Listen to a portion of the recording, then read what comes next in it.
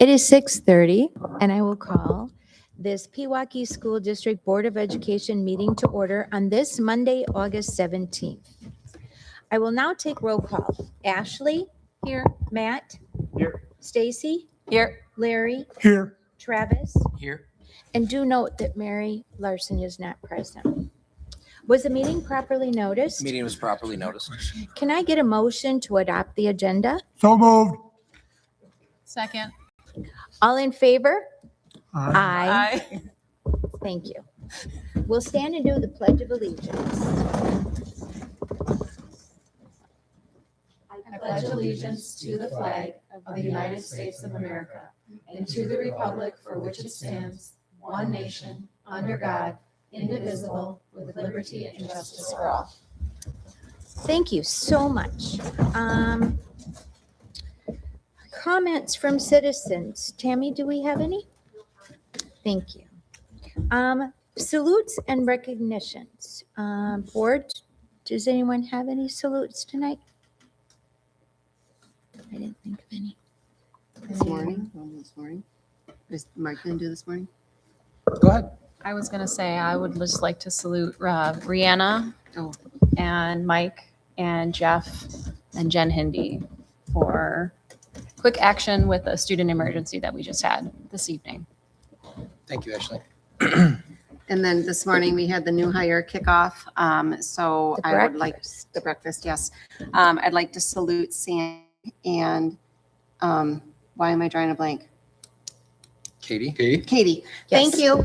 I was trying to think, who's the other main organizer of this? Those two, our part of the morning was wonderful. It was great to meet It the new was. hires and welcome them to the district. Really great staff, new teachers. Mhm. So excited. Yeah, thanks for being there this morning. Admin, do you guys have anything? Any salutes? Yep. A salute Sarah for all the preparation that's going into her first annual meeting tonight. So I'd like to recognize her and her team for that preparation. I'll salute Lindsay Brumberger, who's walking the door for running to my aid as we're dealing with 3 crises right before this meeting took off and says, what can I take off your plate? And she went and helped with the fire alarm that decided in the middle of everything to pop off at PLE. So we talked a lot about it today with new teachers about it's a team and we do things together. And so that's important. Everyone. I'd like to, in advance of the session, I'd like to salute Brian Cammers for coming back and being the chairperson for the annual meeting. So, thank you, Brian. All right. With that consent agenda, we'll be accepting the minutes from previous meetings. That would be the July 20th Business Affairs and regular meeting. Correspondence that was in your packet. And we're also accepting the policies that were listed in your consent agenda packet. Are there any questions about any of those policies? Okay. Otherwise, I will take a motion. Move to approve the consent agenda as presented. Second. All in favor? Aye. Thank you. All right, next business affairs, and we'll start off with Stacy. Sure. All right. We had a relatively short meeting as it is the first or early in the year. So we don't have a lot of activity, but Sarah did go over some revenues that have come in. One is a computer exemption aid of $86,000. Interestingly, it's a kind of a zero impact because it's part of our revenue limit calculation. We received $75,000 in a fast forward grant, which is related to equipment from the construction project, in particular in the tech ed wing. And I think we have a teacher coach to thank for some of those applications that he filled out. And then finally, we received reimbursement for our stop loss insurance of $255,000. Unfortunately, that means that we had a lot of payments out, but we do have a stop loss premium or policy, so we were able to get reimbursed for some of that. Expense activity was very low. It was about 4% of budget. But Sarah did report that she talked to the bus company, and as of right now, all of our bus routes are fully staffed. We have one, the terminal manager is covering one afternoon route at this point, but other than that, we have drivers on every route, and our food service is fully staffed. So that's good news as well. Yes. And the road project over on Ashley's side of town, I think is done, right? Or is there a It's new one? done. It's done. Yay. Yes. I Very was just through that intersection the other day. I'm like, oh, this looks nice. Much nicer than it did in May. The road is nice and smooth. And Right. SS is repaved. Yay. Yeah. This is good. Mm-hmm. All right. Do I have any questions? Okay, if not, I'll take a motion. Move to approve the Business Affairs Committee report as presented. Second? All in favor? Aye. Thank you. Next, personnel issues. We do have a resignation, 2 of them actually. Mike? Yes. So we have a couple of resignations. I would seek your approval of the resignation of Christina Bertram, special ed teacher from Horizon, and Kimberly Flesh, who has been with us for a number of years and husband got a position in a different community. So we'll miss Kimberly. She's done a great job for us for a number of years. So Christina, she had just recently been hired, but then came up with a different opportunity that she chose to pursue. All right. Move to approve the resignations of Christina Bertram and Kimberly Flesh. Second. All in favor? Aye. Thank you. And then we do have one employment. Yeah, special education teacher Andrea Devine, who several of you met this morning, has been selected to fill that opening created by Christina Bertram's resignation. Move to approve the hiring of Andrea Devine. Second. All in favor? Aye. Thank you. Moving along to board goals and operations, upcoming activities. As we said, we had a wonderful new teacher orientation and breakfast this morning. Love, one of my favorite activities. Next Monday, August 24th, we have our welcome back breakfast. It's here in the high school cafeteria starting at 7:30, and then the program to follow at 8:30? 8 o'clock. 8 o'clock. Yep. And I'm sure Mike's going to come up with something really great to inspire all of us Oh, for a whole new year. I'm feeling always does. I'm inspired. Yeah, I'm inspired by these new teachers. Monday, September 14th is our next board meeting, starting with business affairs at 6 and a regular meeting to follow. September 28th, there will be a policy committee meeting at 6, followed by a regular board meeting. Then on Thursday, October 8th, we have our WASB Fall Regional Meeting and Workshop. It's at the Sheraton again in Brookfield there. Registration starts at 4. It eventually gets its way into a dinner, and then the regional meeting and program that goes from about 7 to 8. I don't know if anyone's getting any awards this year, Larry, I have not heard anything. I don't know. of this stuff, so. but it's always a good meeting to go to, and we get refreshed and brought up to date on some of the legislative things. Yep.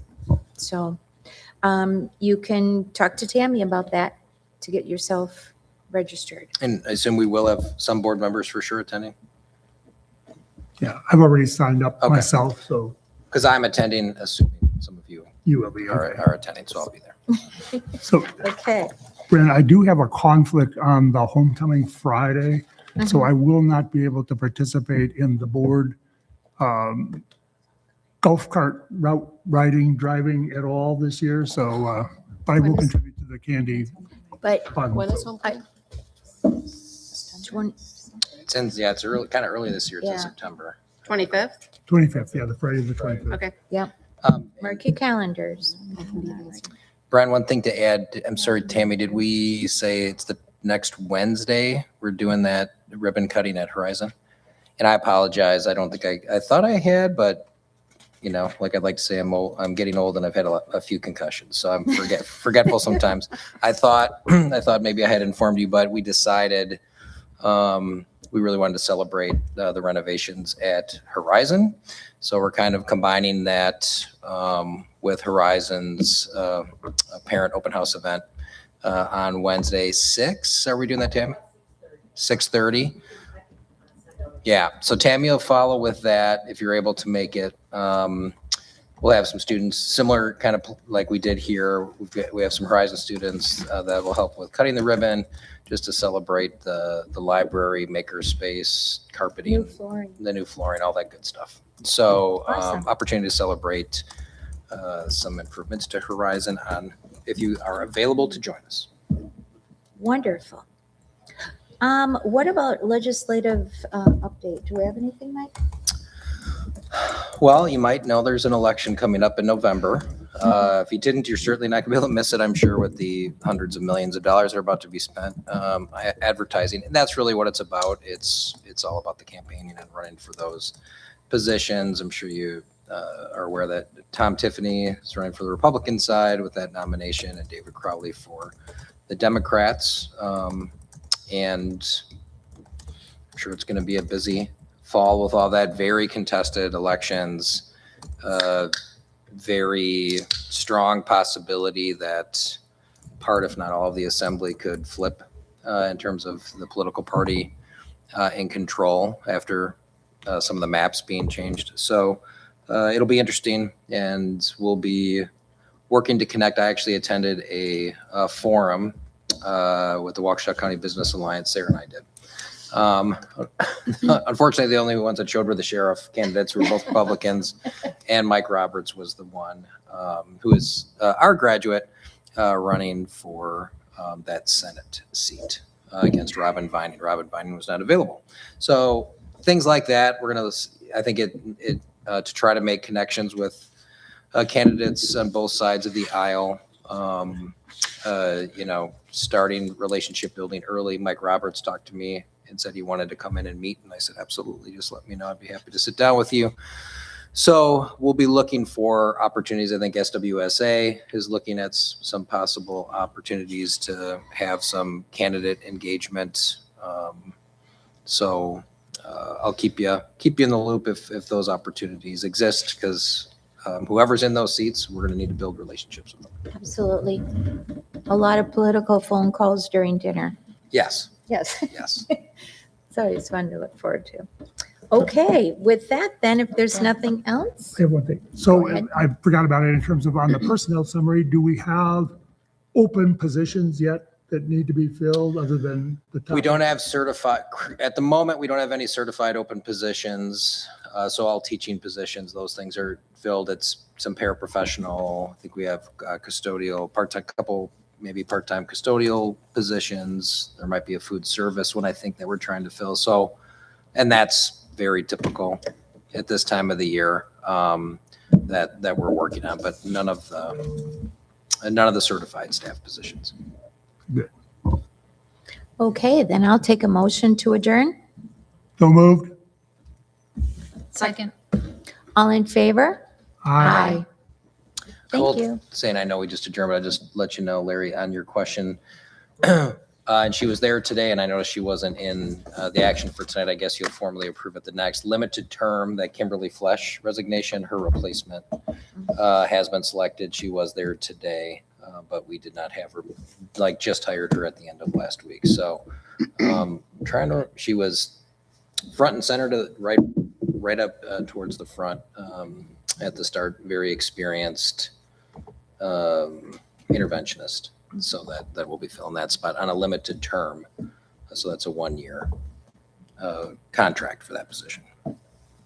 So with that, it will be filled.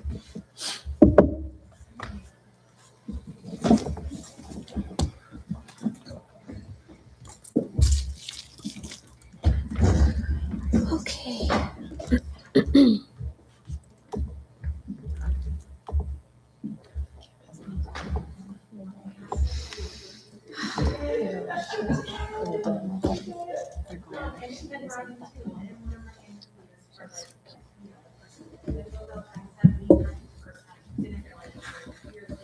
Great work.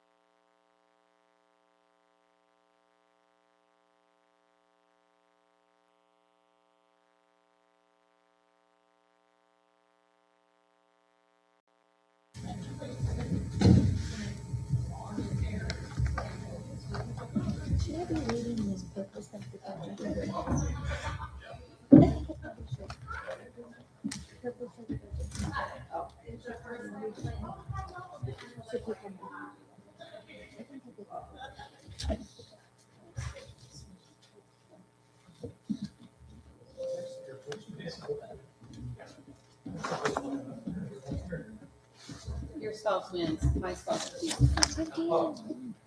Oh, no, we have a John Gahan in the crowd. John Gahan in the house. His his relaxed look too. You're just in time. Oh, You're just in shoot, time.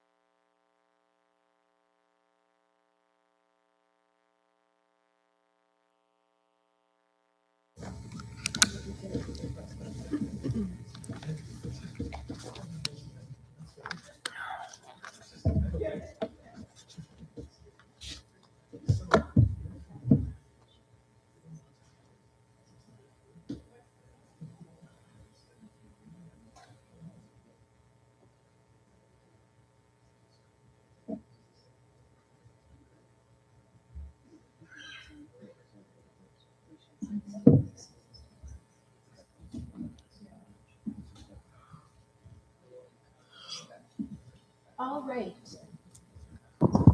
All right, it's 7 o'clock, and I will call this budget hearing to order for Pewaukee School District this Monday, August 17th. Roll call. Ashley, Here. Stacy, Here. Matt, Here. Larry, Here. Travis, Here. and noted that Mary Larson is absent. Purpose of the budget hearing. The intent of the Wisconsin statute calling for a budget hearing is to provide for an expression of public opinion, but leave the governing body free to act as it determines to be in the public interest. Accordingly, the electors at the budget hearing do not have the power to amend the budget as proposed, nor to approve or disapprove the budget. So at this time, I will call for the presentation.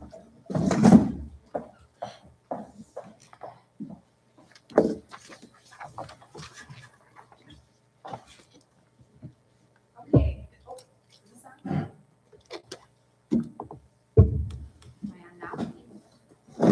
Oh, okay. I'm on. You're on. Good evening, everyone. Thank you so much for coming. My predecessor told me that this portion of the meeting needs to be very short so we can allow the superintendent to go long. So I will make sure to keep this as concise as possible.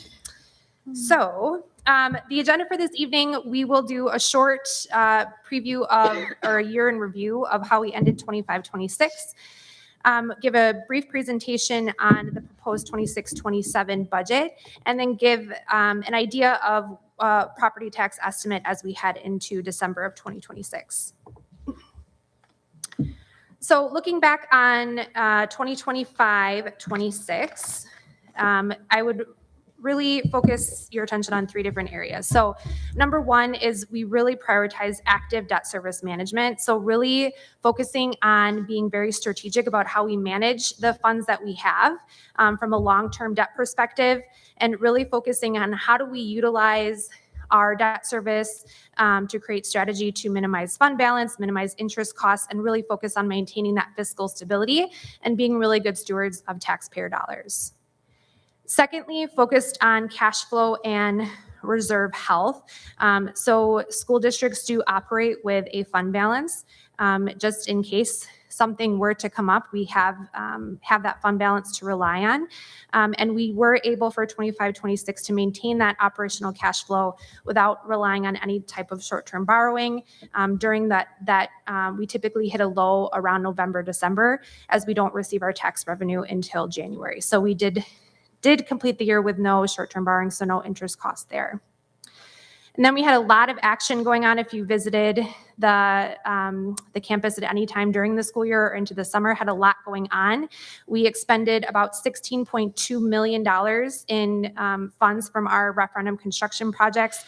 We have about $2 million left to spend there.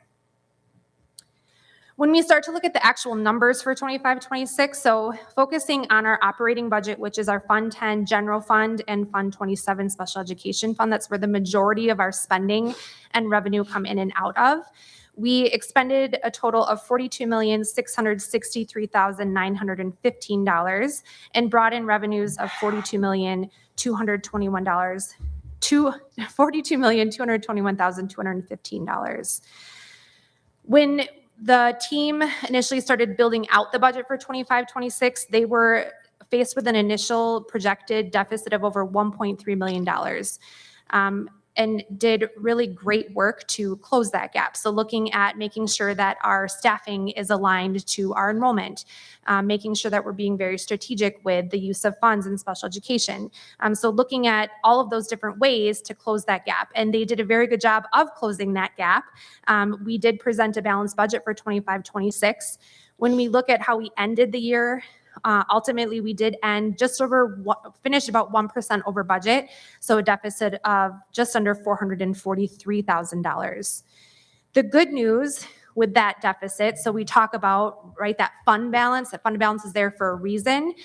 We did maintain, even with that deficit, about a $10.2 million fund balance, which equates to about 25.5% of general fund expenditures. When we think about why did we end with that deficit? I would focus us in on 2 areas. Number 1 is health insurance. So we made a key decision to move to a self-funded health insurance platform about 4 years ago, and to really give us more control in the area of health insurance. However, as we started to get to that second half of 25-26, had a lot of high claims, weren't able to really a lot of it out of our control. So we had a variance of about $244,000. The second area is special education. We received a much lower amount in special education aid or special education revenue than we had anticipated. So we had to increase the amount of money that we had to utilize in Fund 10 to close that deficit and bring our special education fund in balance. So we had to increase our transfer by about $100,000. So those are really 2 of the key areas that led to that deficit for 25-26. Transitioning us to 26-27. So Bren mentioned that a budget hearing is required under state statute. So districts have a legal obligation to publish a budget summary, hold a formal budget hearing, and all of this has to happen prior to final budget adoption, which needs to happen on or before November 1. The whole purpose of a proposed budget really is to provide that operational and financial roadmap that really is meant to support our educational priorities and support the strategic plan for the district. By doing so, that really demonstrates, if you break down our budget, our biggest area of revenue does come from the local property taxpayers. So it's important to us that we really are aligning to the educational priorities in our strategic plan so that we are fiscal stewards of taxpayer dollars. We focus a lot and talk a lot about enrollment. If you pay attention to anything being talked about across the state, you hear about school districts and declining enrollment. Why is enrollment such a big deal? Resident enrollment in particular is the #1 driver of a district's, not just Pewaukee, any district in the state's revenue limit authority. So how much are we allowed to raise through property tax? So when we talk about enrollment and we talk about declining enrollment, that can have detrimental impact on a district's finances. When we look at our enrollment in particular, we are starting to see a stable to slow decline. So we built our 26-27 proposed budget, assuming that we would decrease about 1% in enrollment from our third Friday count from last September. Resident FTE or full-time equivalent. So you see on this slide that number is 2,550. That is taking our head count, which we'll talk about on the next slide. And 4K students count as a 0.6 as opposed to a 1 FTE. And then that number also includes open enrollment students that are attending our resident students that are open enrolling to other public school districts. So head count represents that physical count of all of our individual resident students. And you can see here, so this starts in 2026, we're at 2,596. And you can see as we project forward to 2031, we still see that steady decline that very much aligns with what we're seeing happening in the area for housing. So not too big of a surprise, and we're hoping it stays that steady decline and not a drastic decline. But it's important to look ahead and continuously look at how we are doing from an enrollment perspective so that we can adjust our operating expenses and making sure that what we're doing within our buildings is matching what our enrollment is doing. It's also important to note that a change either way in our enrollment isn't necessarily a 1-for-1 when it comes to revenue. So our revenue is calculated on a 3-year rolling average. So if we see a big increase, we're not seeing that huge influx in revenue. It levels out over 3 years, and same with a decrease.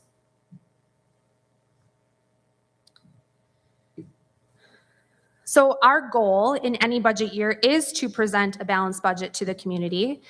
And we do that in a few different ways. So number one, we really focus on that enrollment piece and making sure that we are aligning our staffing and adjusting those staffing levels to make sure that they match our enrollment within our buildings. We are paying very close attention to registrations that are coming in order to build the schedule in the most efficient way. And then on the operational side, looking at ways that we can continue to realize savings. So looking at how we utilize utilities, replacing lights with LED lights. We just did the solar project as part of the referendum. Those are all ways that we can continue to lower our operational costs over time. And another way that we can really look at increasing that operational efficiency is looking at adding open enrollment seats. And that's something that's part of our 26-27 budget as well. When we think about what these decisions have done for our budget or will hopefully do for our proposed budget, again, we really want to focus on not needing to rely on that short-term borrowing as we get to our low point in the year to avoid those interest costs. And we will continue to not need any type of reliance on an operating referendum. We do all of this with just an increase of about 1.87% in revenue, so modest revenue growth.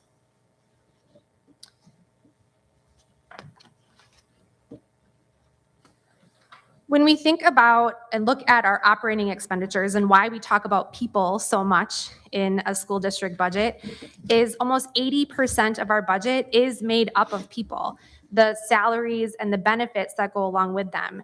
And so our school district and our business is kids, and our business is really that people-centric focus. We did make some changes for 26-27. So this is looking at each area or across the board. So starting with teachers, we reduced slightly by 0.82%, reduced or 0.82 FTE, reduced administrators by 0.8, increased aides by 3.98%. 3.98 FTE. This is directly related to students with special needs. That ebbs and flows from year to year, and individual educational plans typically if they require someone to have an aide, a one-to-one aide, we're required to hire that. So we continue to see kind of an influx and an increase in the need of special education. Custodians we reduced by 0.8, secretaries by 0.48, and a slight increase in technology staff of 0.25. So overall, a decrease to personnel of just under a half-time, full-time equivalency.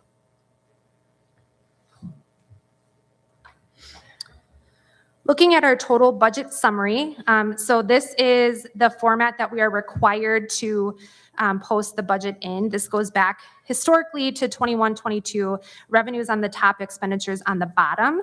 And this is focused in on Fund 10 in particular, our general operating fund. And you can see down at the bottom, we've had a history of adding funds to our fund balance. And you can see for 25-26, our unaudited amount right now is just under $443,000, and our proposed budget for 26-27 is a balanced budget. When we think about budget constraints as we head into 26-20, or when we built the 26-27 budget and past that, right? Even when we start building 27-28, 28-29, these are not new pieces of new conversations that we're having. So first, inflation. We, along with households, businesses, other school districts have felt the weight of inflation. When you look at the consumer price index, if you take out food and energy from that, that CPI rate went up 2.5%. And if you remember just on a previous slide, our revenue increased 1.87%. So we already are not generating enough revenue within our budget to cover that basic CPI.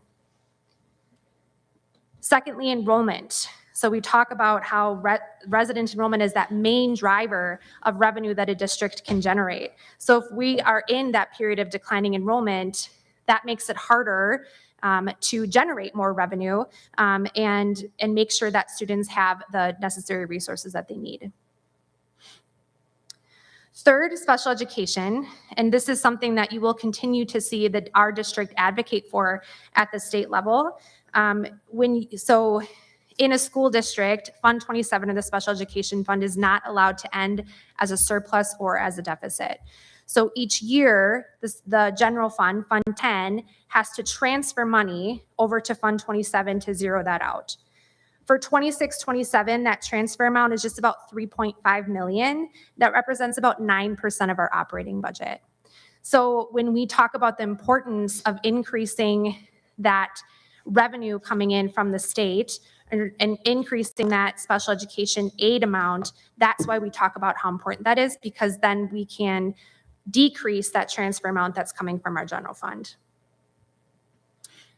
Lastly, another area that we will continue to advocate for at the state level is more stability. So thinking about how can we, as a state, create more stable and predictable funding for public education.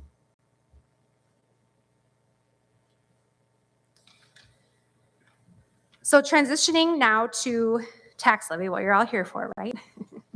And just a little note, so as part of the annual meeting, as community members, you do have the opportunity to vote this evening on the tax levy. That tax levy vote is an advisory vote. So what that means is you vote this evening, and then we have to do that final budget and tax levy approval on or before November 1, as I mentioned earlier. And the board at that time determines if the levy that was voted on at the annual meeting and budget hearing is sufficient to cover operating costs for the 26-27 school year. So, so tonight is just that advisory vote. Before jumping into Pewaukee specific, I just did want to take us out a little bit and give some statewide context. And this is you can look this up. This is a write-up that was done by the Wisconsin Policy Forum. So it looks at that statewide trend. So statewide, we saw 7.8% average growth in a property tax levy. And so what were some of the reasons behind that? So number one, when you look back at the last state budget that was passed, yes, we had that increase of the $325 per pupil under the revenue limit, but because there was no increase in the aid to go along with that, the aid and the property tax have an inverse relationship. So if you have something that's going to increase your property tax, your aid amount is going to go down. It's not aid is not just giving a blanket revenue amount to a school district. So because they funded the revenue limit but did not fund state aid amounts, that forced districts to source those funds completely locally, which means that all of that went onto the shoulders of the property taxpayers. Secondly, there was historically over the past few years, there have been more referenda happening across the state as communities continue to push local control, and that impacts all districts within the state. And not to call out a specific school district, but I think it really goes to show how much one district can impact across the state. So the example in this one is the Madison School District. So they had a $81.1 million increase, which represented 17% of the statewide growth when it came to property tax levy. So just to put that into perspective a little bit and show how those costs are shared across the state. Third, while we had that $325 per pupil, no state aid, we also did not have any offsetting tax credit. So in past years, you may have seen a property tax or a school levy credit on your tax bill. We didn't have that in this budget cycle. So again, that really puts that full levy increase onto the shoulders of the taxpayers. And then lastly, budget pressures. So a lot of operational, we've talked about how much inflation is going up in comparison to the amount of revenue that school districts are generating. We see a lot of, we have to pay our teachers. We have to pay them health insurance benefits. We have higher inflation rates coming off of some of that pandemic relief funds that districts received. And we're looking at how to navigate school choice.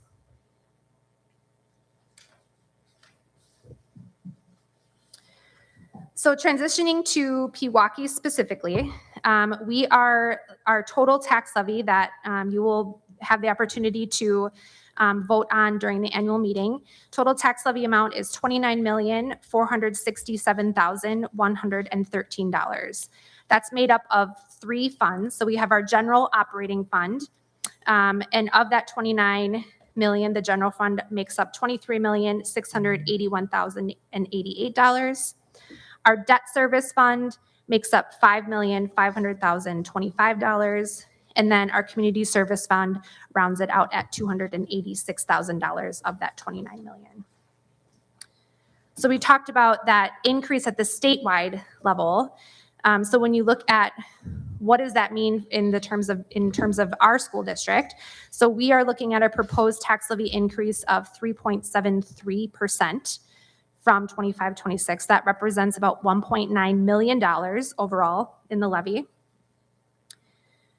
When we look at, we have to take our tax base into consideration. So looking at the city of Pewaukee, village of Pewaukee, what is that doing?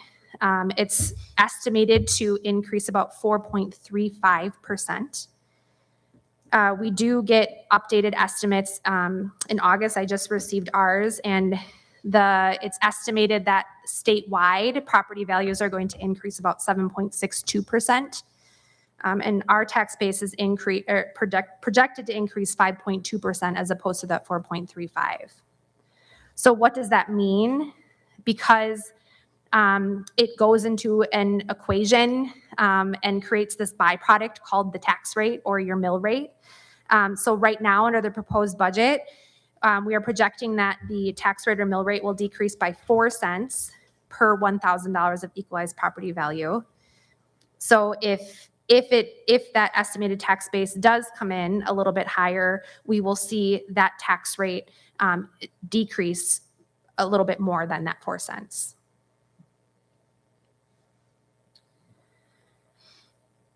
And then just as a summary, you can, and this goes back historically a little bit too, so back to 23, 24, you can see how each fund that we have levied for has what we've done historically. You can see that proposed for 26, 27, we do not have a levy into Fund 41, so that is a change from previous years. But you can see our general fund levies projected to change 8.84%. Our referendum debt is projected to go down by 13.46%. Community service fund staying pretty flat. That pays for our SRO and our CRO within the district, so just under 1%. And then again, eliminating that capital projects fund. So you can see total levy projected to decrease or increase by 3.73%.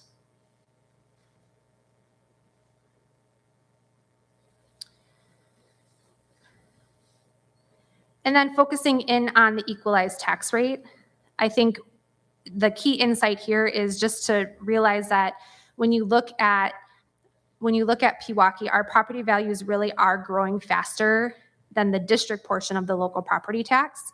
And so since that equalized tax rate really is that byproduct of the levy and equalized value, we should continue to see that stay flat or go down slightly.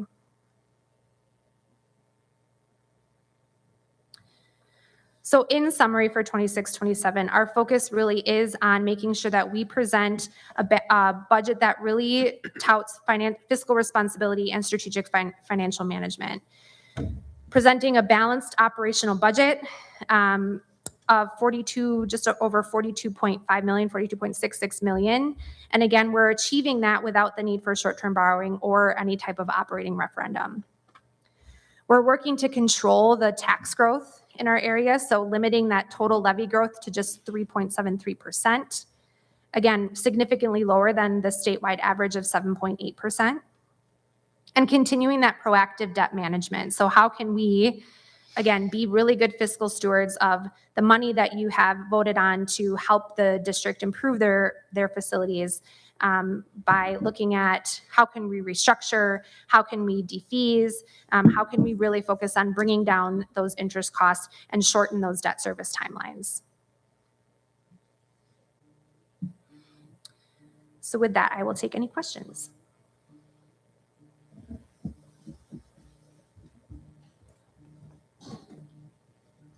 What was the reason to cancel Fund 41? Was there something at state level that would cause us to do that? Great question. About, oh gosh, when was it?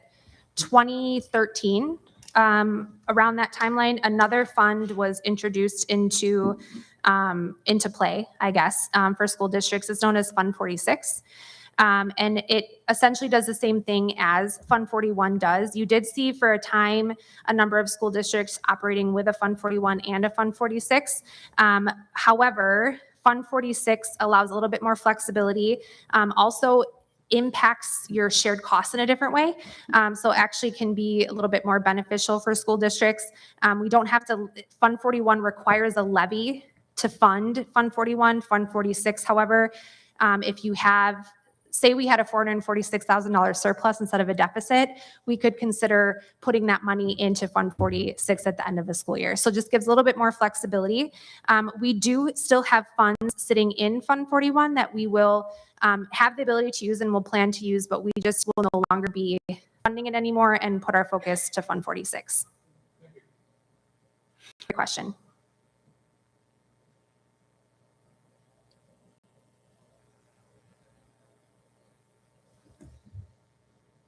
All right. Thank you so much, Sarah. Thank you. Wonderful budget report. If there are no other comments or questions from citizens or the board, I will go ahead and ask for a motion to adjourn. Move to adjourn. Second. All in favor? Aye. Aye. Thank you.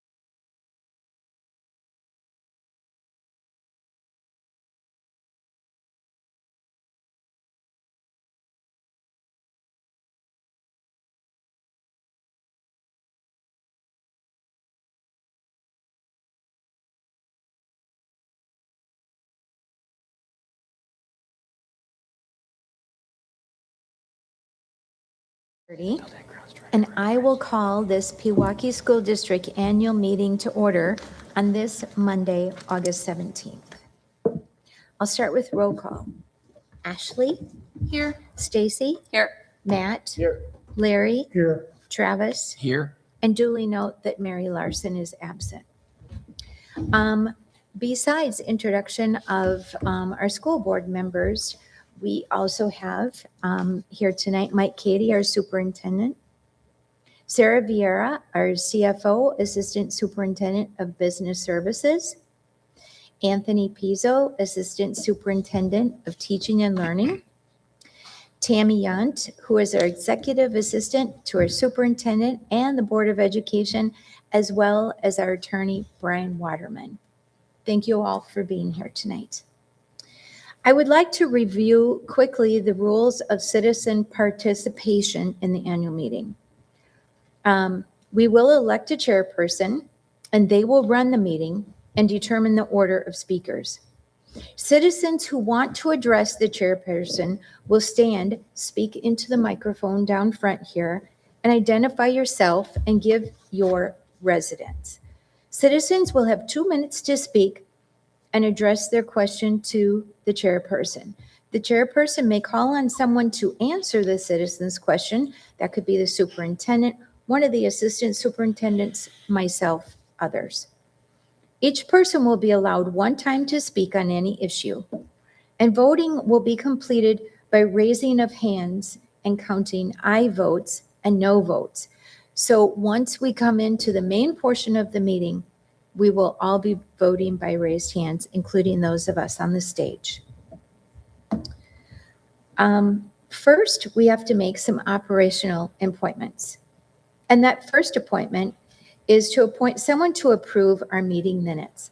And I would like to appoint Brian Sniff to serve as our approver of the annual meeting minutes for 2026. This individual reviews the minutes and attests that they reflect accurately to the discussion that is being held.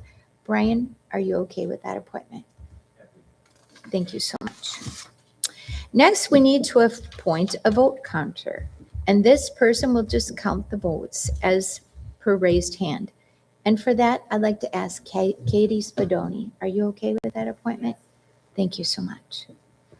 Next, we need to elect our chairperson. I would like to nominate Brian Kamers to serve as our chairperson for this 2026 annual meeting. Can I get a second? Second. Are there any other nominations coming from the floor at this point? Otherwise, I'll make a motion to move that Brian Kamers serve as chairperson for our 26th Pewaukee Public School annual meeting. Can I get a second? Second. All in favor? Do we do a hand? Or is it a voice? It's a It's a It's hand. a hand. Okay. All in favor?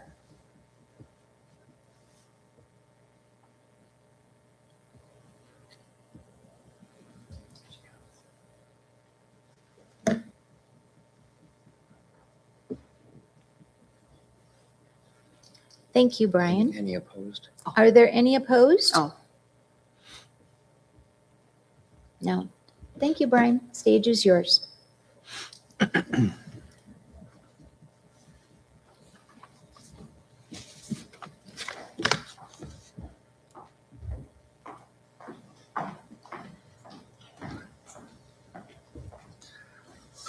Thank you for that honor. Appreciate that. The very first item on our agenda is to review the minutes of the last annual meeting, which occurred on August 18th, 2025. Ask Brian to comment on that. Yeah, those were reviewed shortly thereafter. All right. We need to have a motion to approve the minutes from the August 18th, 2025 annual meeting. so moved. Second. Are there any questions? If not, then by a show of hands for the approval of the minutes from the last meeting.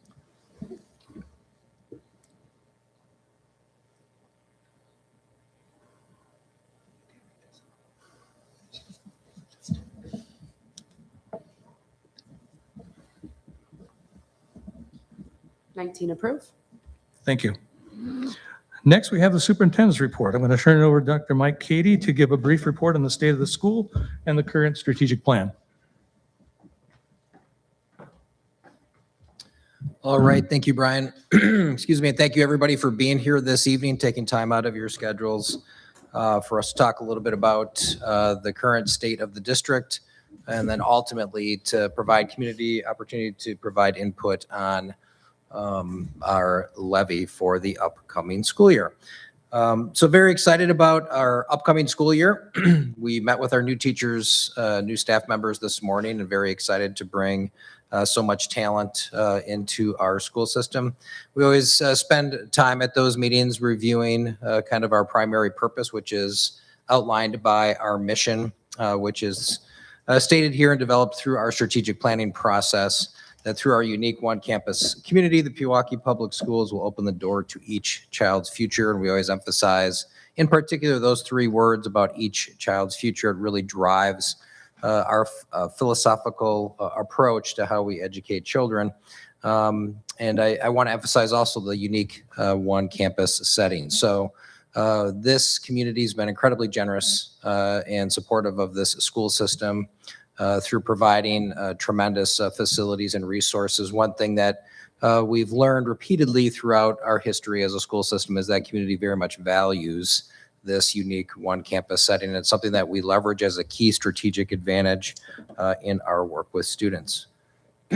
So as Brian mentioned, it's this state of the schools kind of report that I'm providing for you references our strategic planning process. We are in year 3 of a 3-year strategic plan coming up this year. It is something this district has been engaged in since the early to mid 1990s, and it has served this school system very well as we work to constantly try to improve and get better and innovate as a school system. I provide this graphic here, which kind of shows this ongoing cycle of continuous improvement that we sustain each and every year as an effort, again, to make sure that our community is getting a high return on the investment. So I'm going to move kind of into strategic planning. So currently, our strategic plan has 2 main areas. We have the main work components of the district is what we define as teaching and learning, and the other is operations. You heard a lot about operations this evening. Facilities would be an example of that. The goal in operations is to how can we create the most efficiencies possible to ensure that we have the resources that we need and that we can save money on the operational side so we can put even greater investment into teaching and learning, which is really the core business of our school district. So those kind of 2 major areas drive where we develop then goals and strand areas in that strategic plan area. When we developed this plan, we seek lots of community input, and I would have you note that this spring, as we get to the end of a strategic plan, we immediately begin ramping up our feedback process for the development of the next plan. So we'll be developing the 2027 to 2030 strategic plan coming up here this spring. In the Perspective magazine that'll come out in January, you'll find a community survey that goes out to everybody that lives within the school district that we heavily encourage people to respond to. There will be community forums, there will be focus groups with students, with staff, with parents to provide input.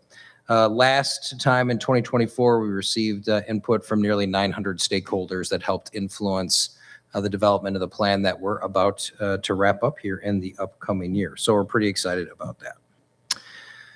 This gives you kind of a snapshot of the strategic plan that's currently in place. So we, under those 2 areas of teaching and learning and operations, we have what we call our 6 core work systems. Those include teaching and learning, student services, technology, workforce development, communications and community engagement, and facilities and operations. Each of those strands has what we refer to as a process owner, which is simply someone who is in charge of that plan. And they have a responsibility to develop specific goal statements, identify metrics, and build an action plan with support of people on their teams to deploy those plans and achieve those goals during the course of that strategic plan. So for example, in teaching and learning, we have specific goals tied to reading achievement and professional development to improve staff effectiveness with responding to learner variability. That's a little bit of a mouthful, but what that means is, and it goes back to our mission about meeting the needs of each child, is that we know when you have a classroom full of 25 kids, the needs of those children vary dramatically. And so how do we continue to build our capacity to respond to students who bring different backgrounds, challenges, strengths to every classroom. So that's what that's about. We have goals related to special education and literacy and math achievement and professional development as well. We have specific strategy areas with emerging technologies, especially with the evolution of artificial intelligence and what are those implications for us. That was actually developed in the middle of this current strategic plan as this technology became more prominent and emerged. So we do have a process that is flexible and responsive.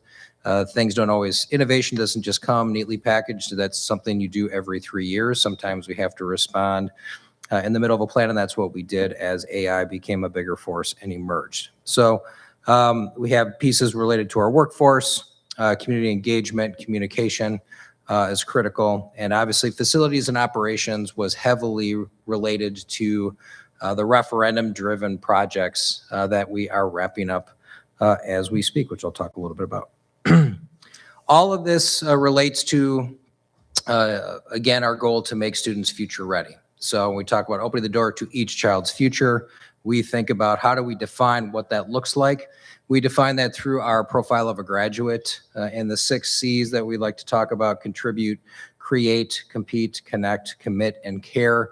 As we think holistically, what are the characteristics that our graduates really need to have developed in them so that they can go on to be happy, successful, productive human beings and citizens. And if you're to sit down, which we have many times, with a room full of employers and ask them to identify the kinds of characteristics that they want to see or the skills and dispositions that they want to see in their employees, you don't necessarily hear a lot about English or quadratic equations or knowledge about the U.S. Civil War. Those things are all important. They want to know that people are going to show up, that they're going to be reliable, that they can work with others productively, that they want to contribute to something bigger than themselves, that they are innovative, that they can learn things. So these are all pieces that we really think heavily about as we design the kind of experiences that we want our students to have. The academic standards that we are required to teach are really important. We want students that are highly literate, that have great academic skill, but we understand that that is a much more complex picture than simply that. So that college and career readiness that we work to prepare students for, we have a lot of success, and we talk about that return on investment. I'm happy to report to the community that our students are performing very well. We have an extremely high graduation rate. Our 4-year rate is at 99%. And when you factor in that we have students that are eligible for an 18 to 21 year program, that's through our special education program. If you factor out that those students continue, we're actually at 100% graduation rate at Pewaukee High School. 50% of the grads of the class of 26 had a mentor experience with a professional in a field of interest. That's been a longstanding goal of really trying to connect our graduates with those professional mentors. And we want to be working towards 100% of those students. And it's about 9% of students actually have 2 or more of those mentoring experiences. Some other highlights just to share with you: the class of 27 ACT score of 23.0 for the composite was the highest we'd had since 2019. So some real strong success evidence there. Our advanced placement exam pass rate, if you're not familiar with the advanced placement, those are college courses that students take in high school. The College Board has exams related to those, and we had about 84% of students achieve pass rates on those exams, which is the highest pass rate that we have on record. At the same time that we had a significant increase in the number of students taking AP classes and those exams. So as we have greater participation, we've seen higher pass rates, which is a really good place to be. I kind of have this one doubled up in here with the mentor experience, but that's 104 students that had those mentor experiences. And a note to Asa Clark Middle School this past year, we're very excited to see that Asa Clark had out of the 421 districts, which is, when you talk about the number of middle schools that are there, we're probably in the ballpark of 500 middle schools in the state of Wisconsin, that we had the 6th highest math achievement scores in the state assessment for our 8th graders. So some real strong evidence of success there which shows that return on investment that the community puts into our school system. So again, really focused on building successful and sustainable future. We talk a lot about innovation. This is just a picture of a student who is in our aviation program. So we have flight simulators. We actually have 2 of them now right here in Pewaukee High School. So we have students working towards careers in aviation that leave here with certifications. We have an airport right nearby in Waukesha. So that's an example of an innovative program that we have here as we're always thinking about how can we meet these different needs and interests of students. But I want to spend a little bit of time talking about our campus improvements. Certainly recognize, and you saw it a little bit in service, that we passed referendums in 2018 and 2024 that have really been transformational for this campus. It will serve community members and students for generations to come. We had a wonderful ribbon cutting ceremony. In fact, the picture on the cover of the annual report that was available to you is from that ribbon cutting ceremony. If you haven't been through, I'd really encourage you before you leave this evening, if you go out of here, take a left down that first hallway, and then go to the end, you'll see a hallway that kind of curves and pulls you into our STEAM Innovation Hub area, which is really the highlight of those additions and renovations that happened. And you'll see really amazing space that the community has provided for our students. And if you continue to go, you'll see new athletic and fitness center facilities as well. So there were many things that were accomplished with those funds that are wrapping up this summer, but I would certainly encourage you to take a look at those. So all of those projects that were identified in that referendum have been completed or are nearing completion. And there were additional projects as that the question that went to the community allowed for other projects identified on our long-range capital projects plans that to be completed that were also captured, and we are on time and under budget with the completion of those projects, including the addition of some additional projects. This picture is an updated one from a drone that was just taken recently that shows those new facilities. You can kind of see them there towards the stadium. In fact, the stadium was able to have the track resurfaced, and we had the oldest artificial turf in a stadium in the state of Wisconsin because it lasted and served us very well because of the preventative maintenance that was done on that field, but that was replaced this summer as a part of those referendum funds. So we're extremely grateful for the tremendous investment this community has made, and we are in great shape. One thing I'd like to point out is that whenever we do these kinds of projects, yep, there's some really great and amazing facilities that you can see. But the first thing that we talk about is infrastructure, roofs, HVAC systems, those kinds of things, boilers, that you need to make sure that you're maintaining those so that your systems are really well maintained so that your buildings can function effectively. So this district is in really good shape with not having any real major needs for those kinds of systems to be updated in the next few years. So I'm very happy with our approach to those things. So as I mentioned, modern and innovative spaces. Sarah mentioned the solar installation, which you can see up there. That's estimated, and it's a really conservative estimate, that the solar project will save us $70,000 a year alone in energy expenditures. That was also supported quite a bit through some federal grants to help offset costs to the district. So we're excited about how that will allow us to be sustainable and manage costs over the long term.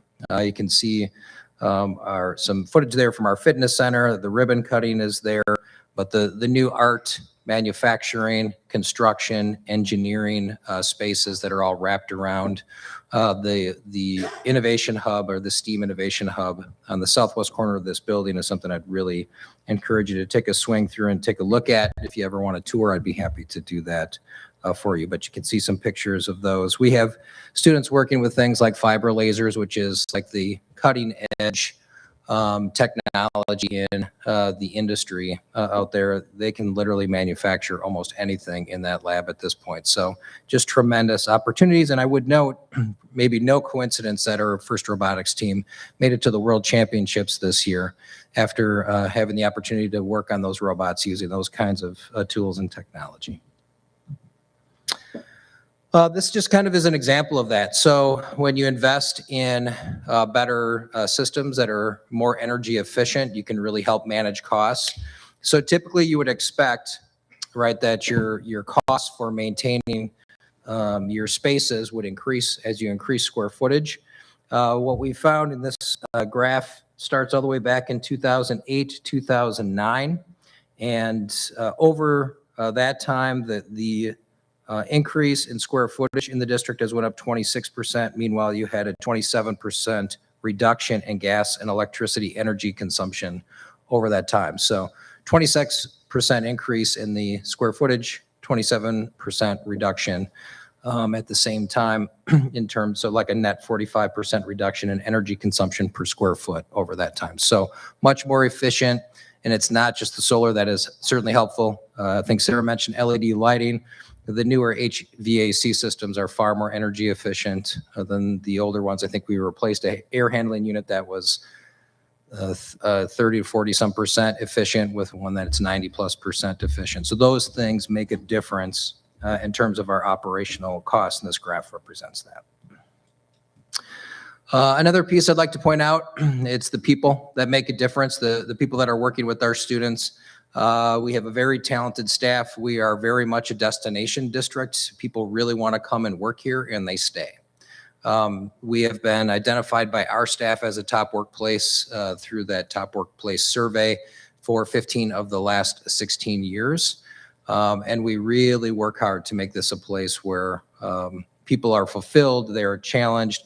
I spoke a lot today with our new staff that they have everything that they need to be successful, that it's our job to set them up to be successful, but that there's very high expectations for their work with our students, that this is a high support, high expectation district, and that they were brought here for a purpose, and that was to maximize the achievement and the learning of our students. So we're very happy that our staff, and this comes from our staff, that they continue to identify this as a great place to work.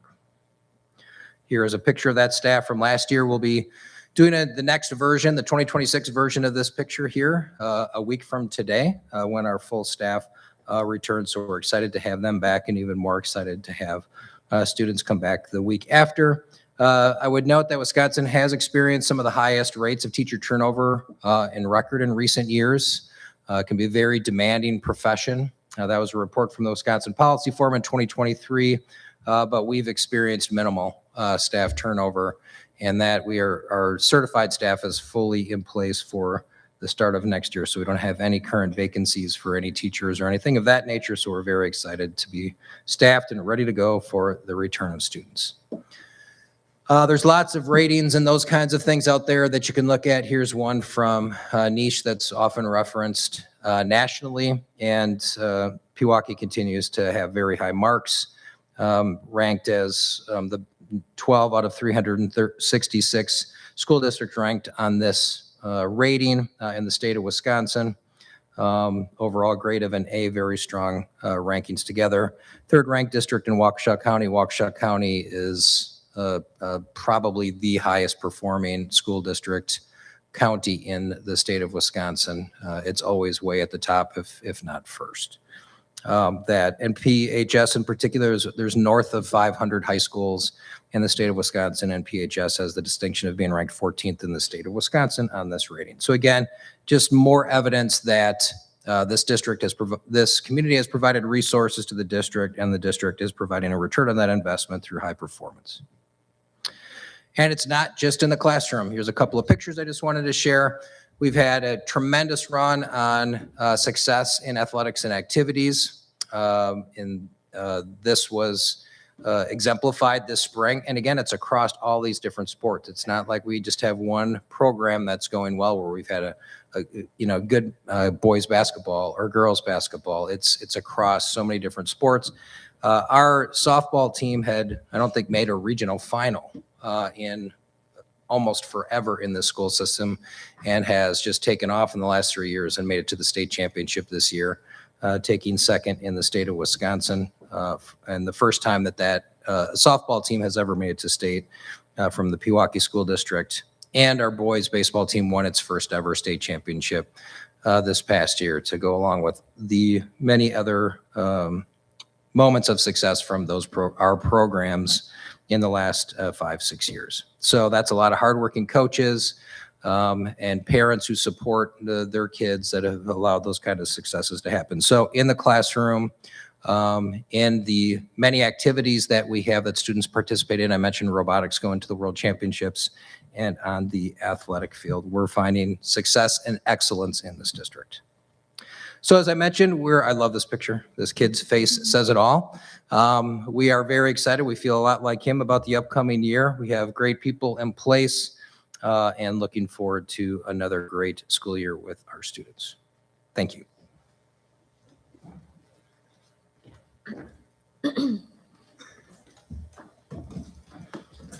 That would seem to deserve some applause.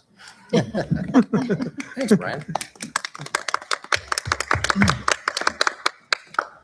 So earlier tonight, we had a budget hearing, and now it comes to that point in our agenda to approve a tax levy.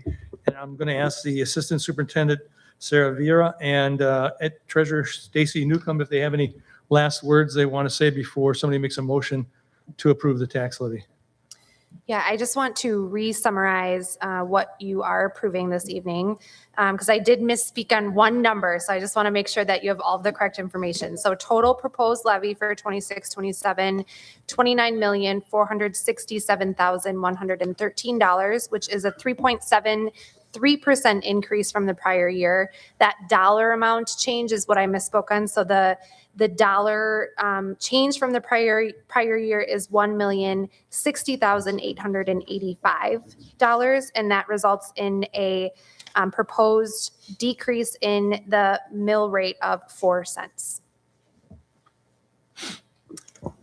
All right, I will move to approve the levy for the property tax of $29,467,113 for the 2026-27 school year. Second. Are there any questions? Okay, again, we're voting by hand. All that approve?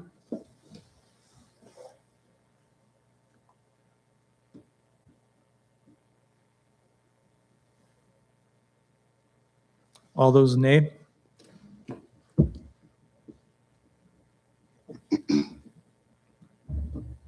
The vote for the tax levy is 18 aye and 1 no. Thank you.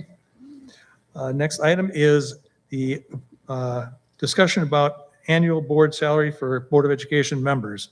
Back in 2020, at the annual meeting, the pay for board members was raised to $4,500. In the 2024 annual meeting, it was raised to $4,600. I'm looking for any input on what the salary for board members should be for the following year, or for the next year, excuse me. I would like to propose a reduction in the board salary to $4,000. I think that our administration has done a lot of hard work to balance our budget. I think sacrifices have been made. And I think that the current situation on this board is not requiring the amount of hours it has previously, going back to before 2020. And I just think that it sends the right message to our community that we're willing to do this job and make a little sacrifice to help our district succeed financially. So my proposal is $4,000 a year. I don't know if you want me to make a motion or do you want to have a discussion? Let's Brian? just call and see if there's anybody else with an opinion they want to share.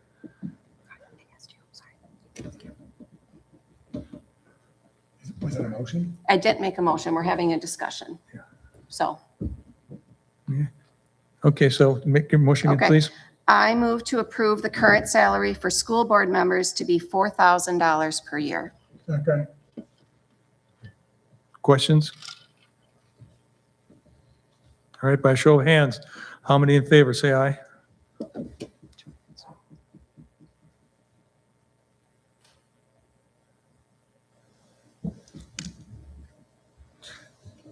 Nay? No hands? All right, thank you. For the vote for the board salary, 15 aye. Next item on the agenda is approved transportation for students at district expense. It has been the history in this district to bus all students from early childhood through grade 6.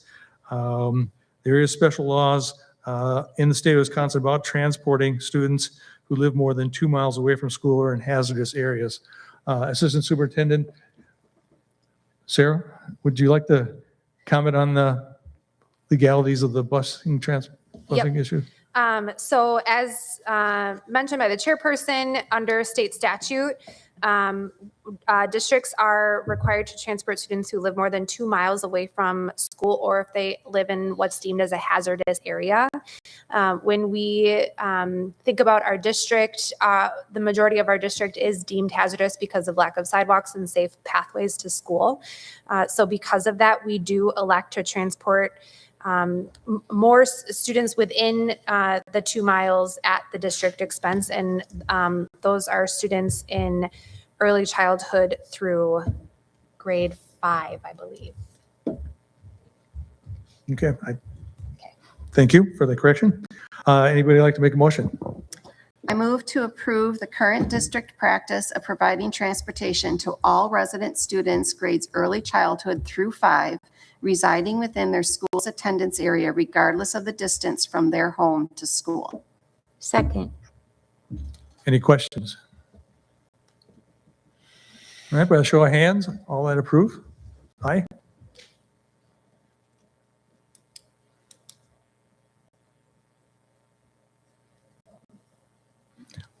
All that disapprove?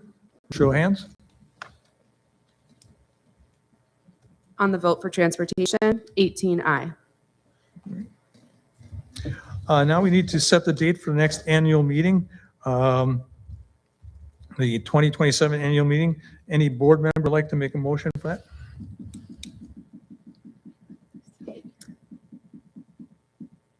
I move that we permit the school board to establish the date of the 2027 annual meeting at the discretion of the board during the month of August 2027. Second. All right. Any questions there?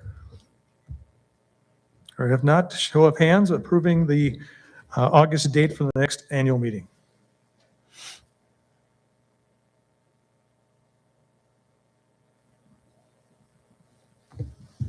Any nays? On the vote for the date of the next meeting, 18 aye. Thank you. So that's the end of the business we have tonight. So it's always the favorite part of any meeting, the adjournment. Anybody would like to make a motion?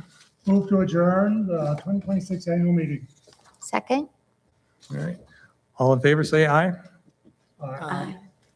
All right. We are adjourned. Thank you for coming tonight. Thank you. Thanks, Brian.